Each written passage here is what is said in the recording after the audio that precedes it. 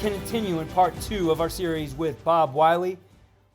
Again, a reminder that we have the Cool Clinic coming up in May 14th through the 15th, with Coach Wylie, Coach McNally, Coach Alexander, 3 of the originals of the Mushroom Society, as well as some great coaches, including national champion Kyle Flood and Super Bowl champion Joe Gilbert.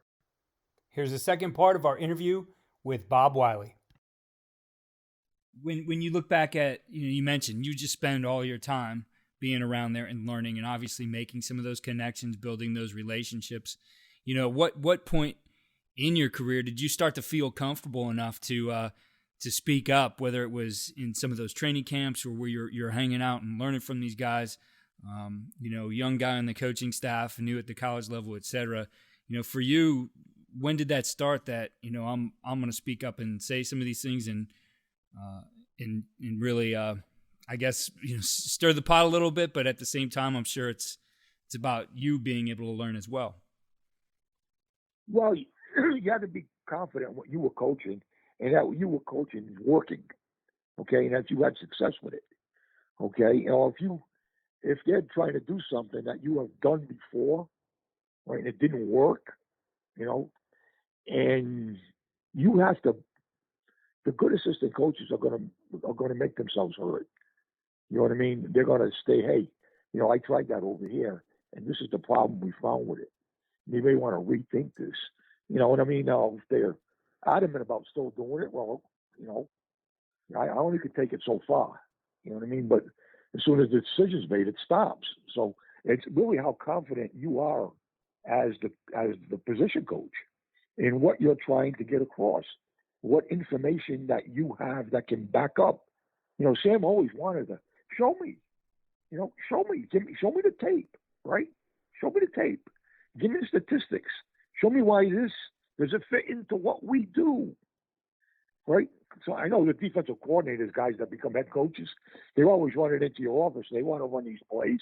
Hey, this one beats the defense. This one beats the defense.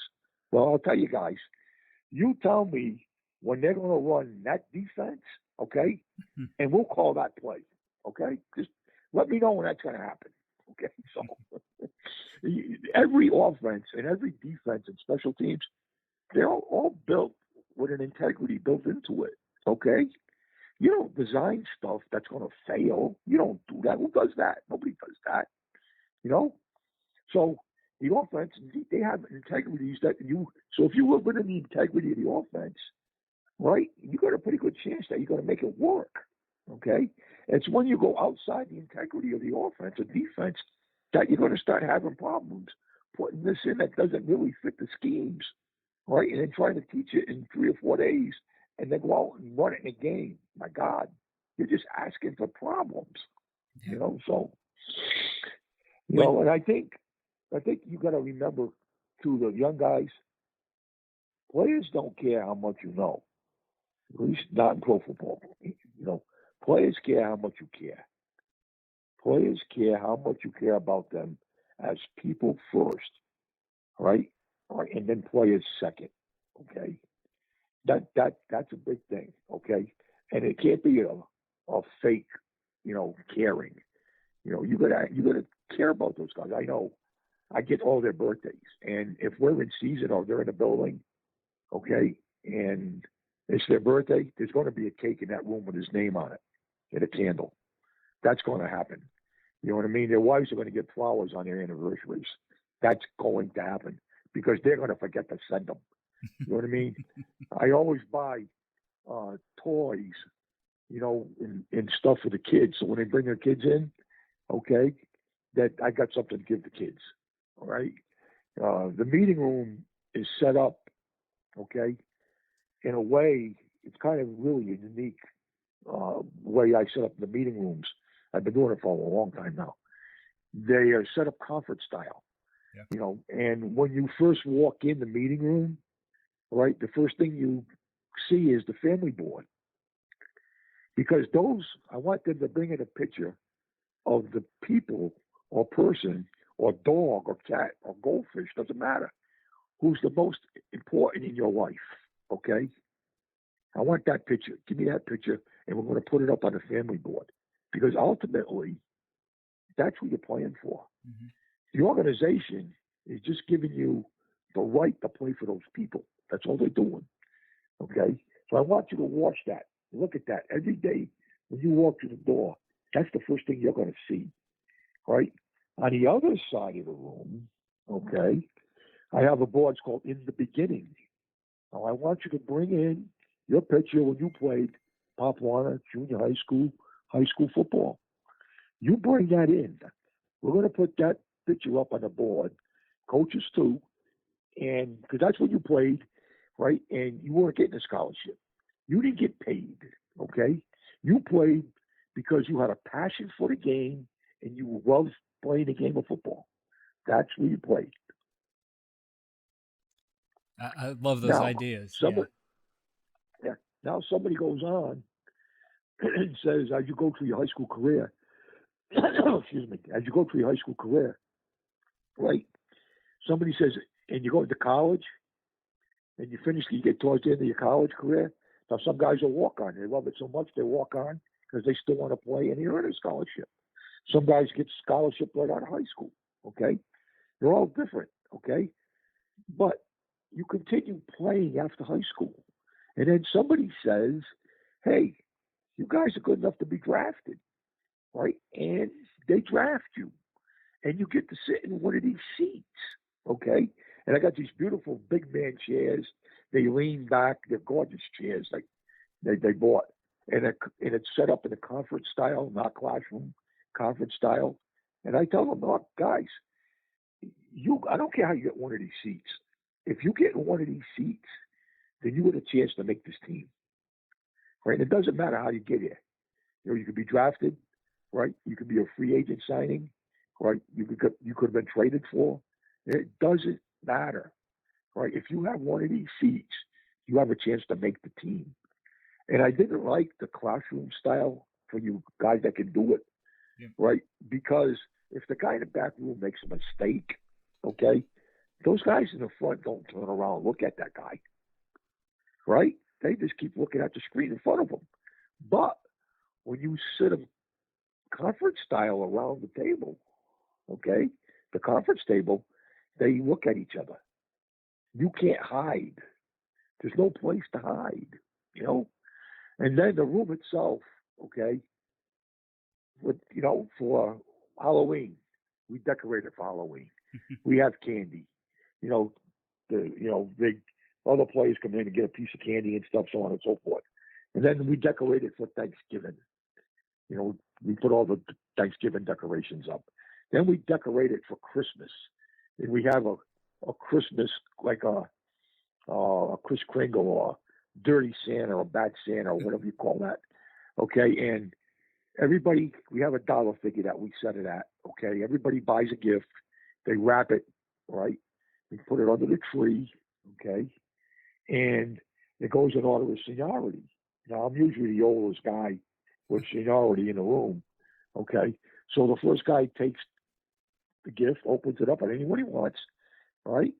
The second guy takes a gift, opens it up. If he doesn't like it, he can take the first guy's gift.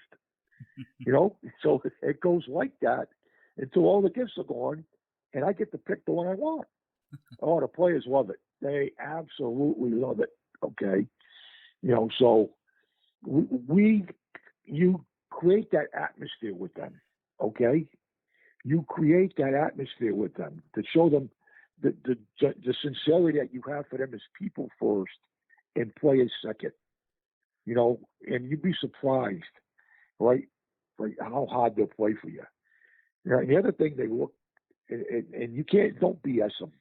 Right. If you don't know the answer, tell them, look, I'm not sure what the coordinator wants to do here, but I'm going to have the answer for you before we go to practice. I'm not going to let you go out on that practice field and not have the answer to that question. That's not going to happen. You know what I mean? So you go through that thing, and if you can make them better, because that's what they want to do. They want to get better because they don't get those high-paying jobs out in the real world. I told those guys, you don't have real jobs, right? You don't, okay? I mean, you're not going to make this money bouncing a ball in the gym. You're not going to do that, okay?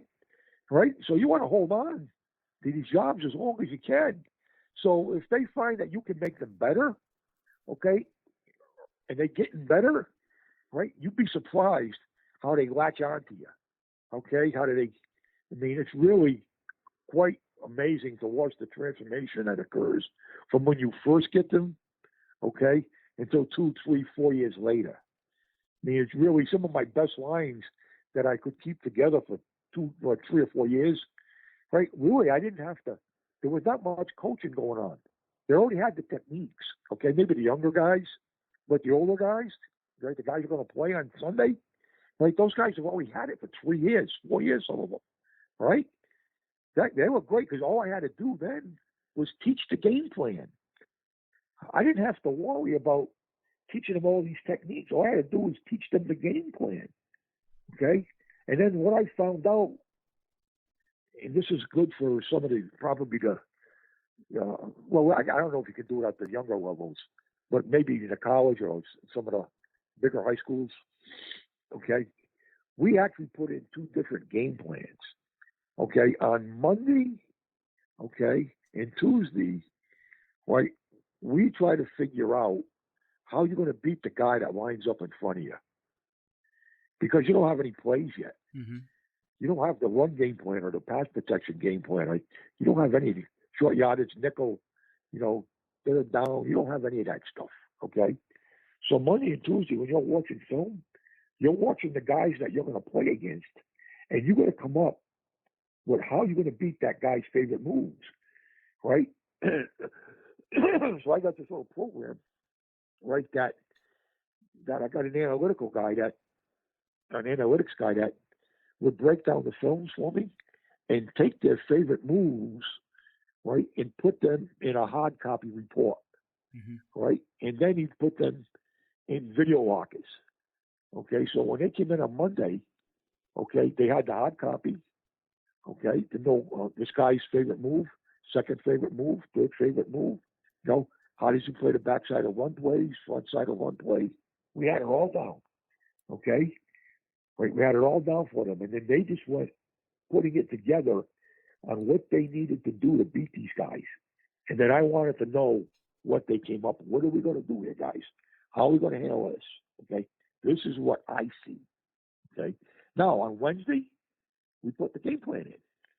Right now, they can take the runs and the protections and put them to the defense. They already know how they want to beat the guy in front of them. Now they got to figure out how to block the defense that lines up in front of them. Mm-hmm. Okay? And then Friday and Saturday is your biggest film study days, those 2 days, because you have the whole game plan. You have everything. Base runs, base passes, third down, protections, third down runs, short yardage, goal line. What else is there? You have all the screens. You have all the situations going in, coming out. 2 minute. You have everything. Okay, so now it all makes sense to you. Everything makes sense to you now on Friday and Saturday.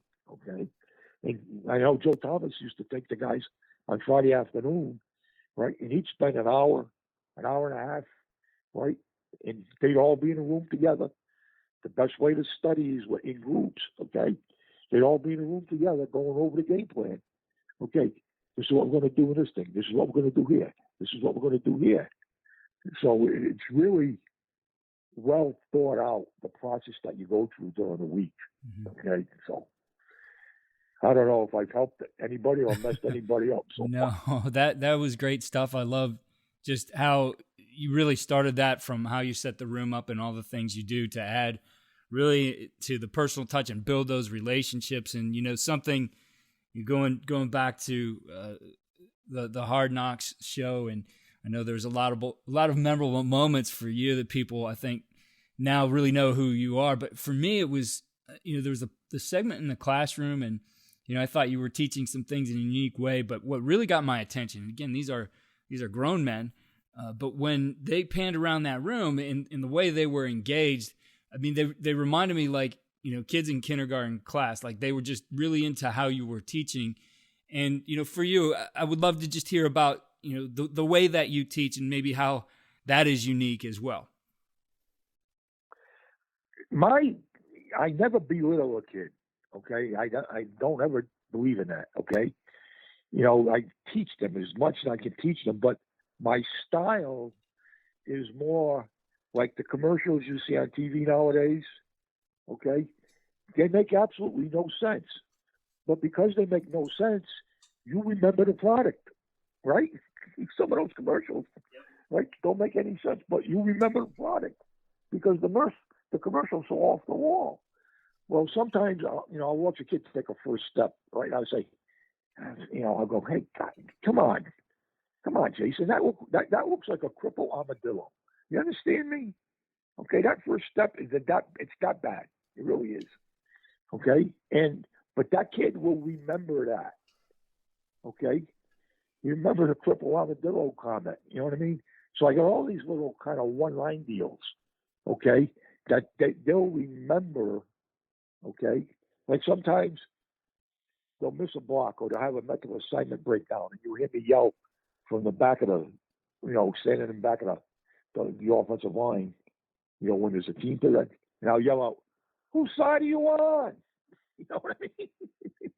Are you on the other team's side or our side? Whose side are you on? Why did you do that? What made you do that? Tell me why you did that. What did you see that made you do that? What went through that brain of yours? Well, I thought, so I kind of do it in that format. You know what I mean? Because I want to know what they see and why they did things. I didn't, you guys to fix the mistake. Here's what I can tell you. The kid makes a mental assignment breakdown. So what happens? The guys that yell and scream all the time, they're screaming at the kid. What are you doing on? And they go crazy on the kid. Right? Well, then the offensive coordinator, he figures he needs to put his 2 cents in. Right? So now he snaps at the kid for some reason. And then the head coach, he may chip in a couple of lines, and so now the kid, he's afraid to move. He's afraid to take a step because he's afraid to make a mistake. I know. Correct the mistake, guys. Correct the mistake. Okay? All right? Don't worry about whose fault it is. Correct the mistake. Get the mistake corrected. That's what I'm concerned about. Mm-hmm. Get it fixed. Right? That's what matters. Okay? And then the other thing, and this is for the young coach, even some of the older guys, it's not always going to look like the training film. It's not always going to look like it's drawn up in the playbook. Okay? It doesn't. It really doesn't. Okay? What is the most important thing is the production of the player. Yeah, we're going to teach everything that we can teach to perfection. Okay? As close as we can get it. All right? We chase perfection to achieve excellence or chase excellence to, achieve from that low Vincent body statement. Okay? Mm-hmm. We do that. We do that as coaches. That's what you do. Okay? But what in reality is the most important thing is, did he block the guy that lined up in front of him? Did his guy not make the play? And that just comes down to that. His guy doesn't make the play. He may not have his hand in the right place. He may not have his helmet in the right place. He may have crossed over. He may have done things that are wrong technically, but his guy didn't make the play. Some guys play their whole career like that. Their guy doesn't make the play. Okay? That's all that matters. A lot of times, for you guys, in the pass pro stuff, okay, in drop back pass protection, right, when the ball leaves the quarterback's hands, right, as soon as it leaves the quarterback's hand, stop the tape. Stop it, right, and ask them, where's your guy? Where is your guy in relationship to that guy throwing the ball? Where's your guy? Did you do your job? Did you do your job? Where's your guy? Because that's what the most important thing is. Where is that guy? Mm-hmm. Is he too close to the quarterback? Did the quarterback have to move because of your guy? Where's your guy? Film doesn't lie. So, that's how you can judge how well you're doing. When the running back gets to the read spot of the back, okay, stop stop the film, right, and say, okay, guys, where's your guy? Where's your guy in relationship to the running back? Okay? Did you do your job? Because in football, if you put the ball on the 50-yard line, right, just walk out there, put the ball on the 50, and everybody did their job on both sides of the football, the ball wouldn't move. The ball would stay on the 50-yard line. Offensive guy does his job. Defensive guy does his job. Ball doesn't go anywhere. Offensive guy does his job. Defensive guy does his job. Ball doesn't go anywhere. Okay? The only way the ball moves is if you punt it, right? Right. It's how the ball's going to move, right? So, so what happens? Somebody doesn't cover a gap. Somebody overplays a gap, okay? Somebody doesn't block a guy. Somebody drops coverage, right? Somebody gives up a sack. Guys not doing their jobs creates the ball to move.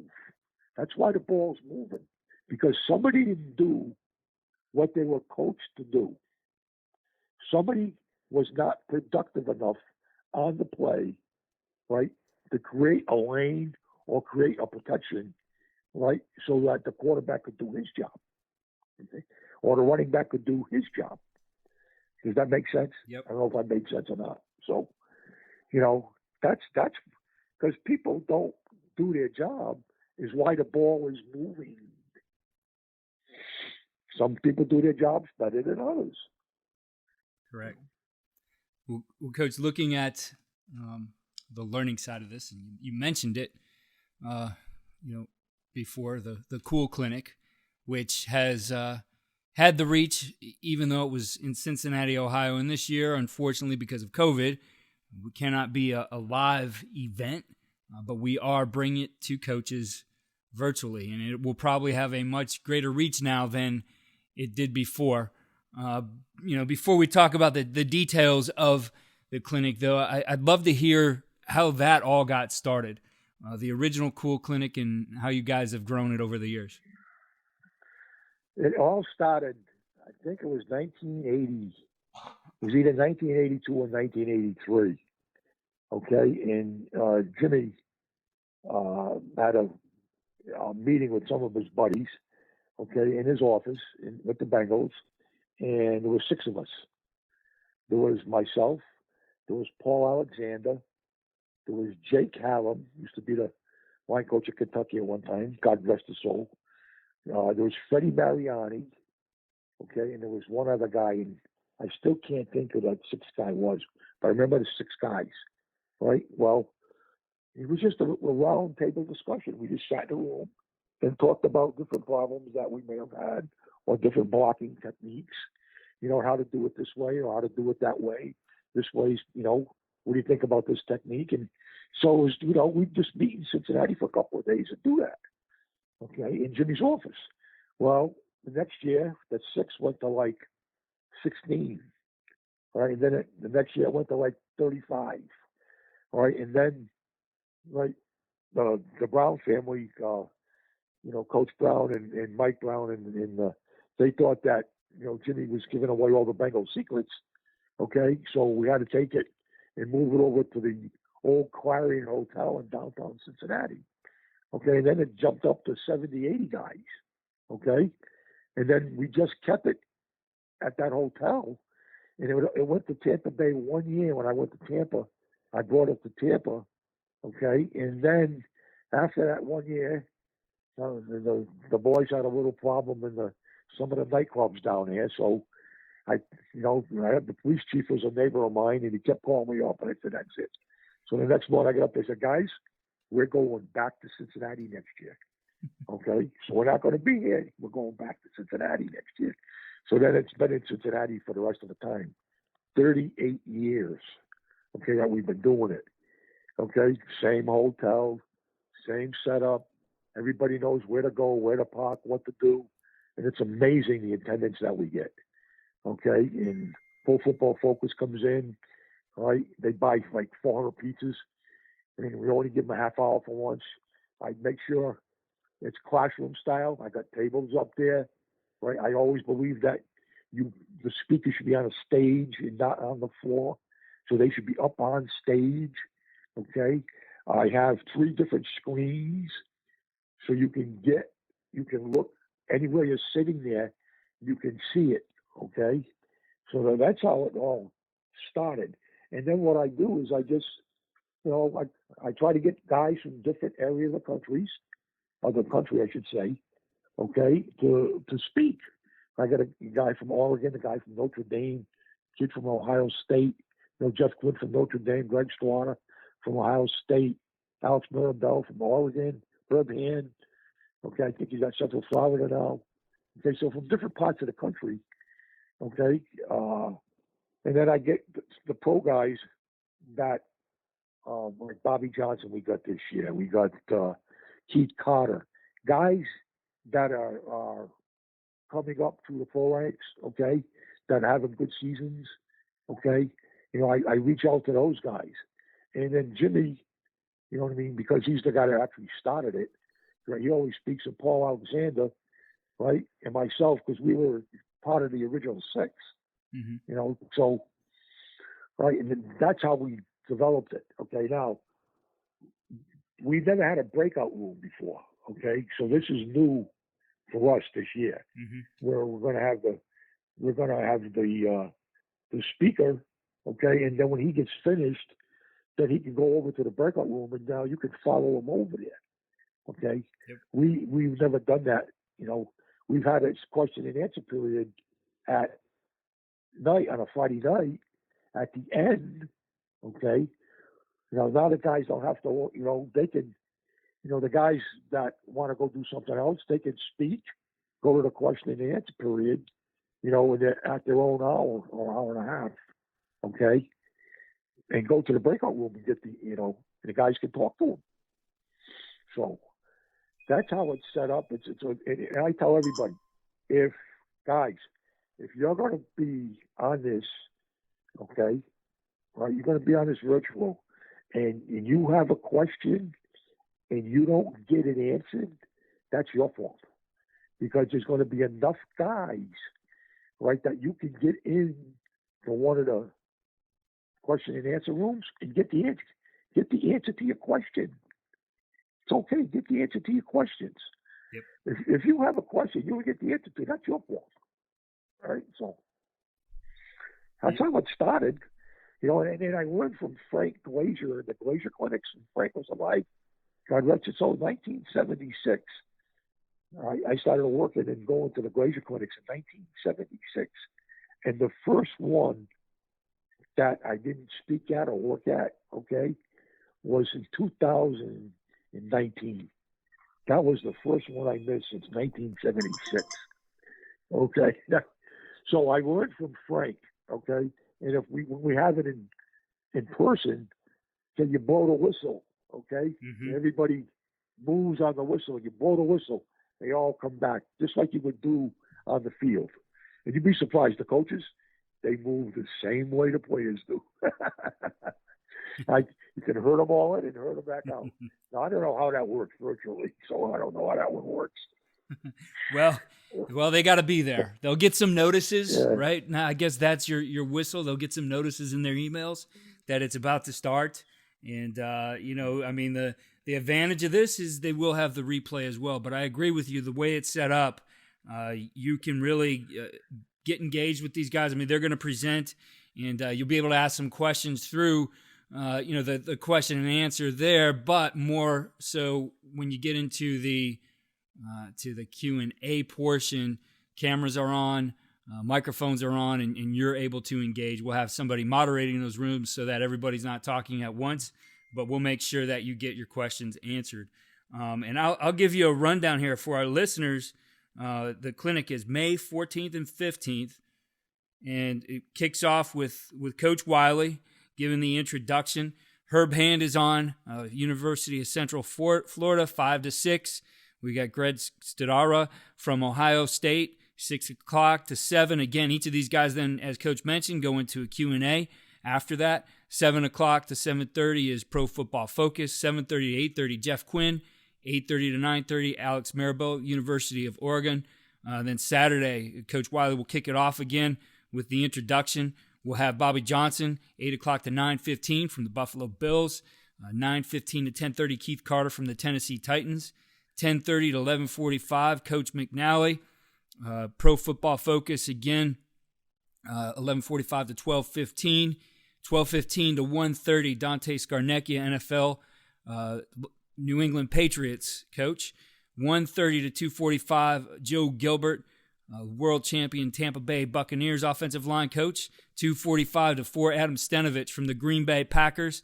And 4 to 5:15, Paul Alexander, an NFL alumni coach.